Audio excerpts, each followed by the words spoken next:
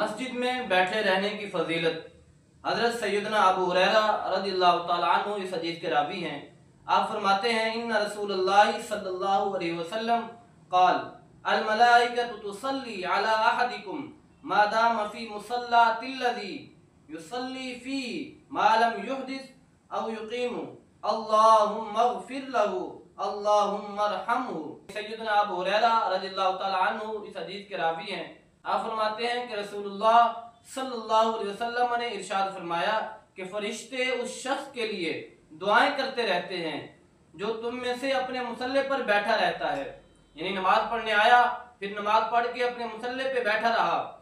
جہاں اس نے نماز پڑھی فرشتوں کی دعا اس وقت تک جاری رہتی ہے کہ جب تک اس کا وضو قائم رہتا ہے۔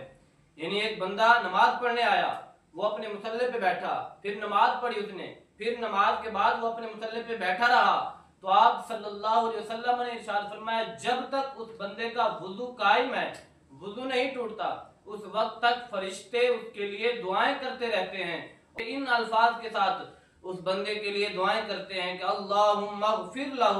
اے اللہ اس کی بخشش فرما، اللہم ارحمہ، اے اللہ اس پر رحم فرما۔ یہ اس بندے کی فضیلت ہے جس بندے نے نماز پڑھی اور پھر نماز پڑھنے کے بعد مسجد میں بیٹھا رہا،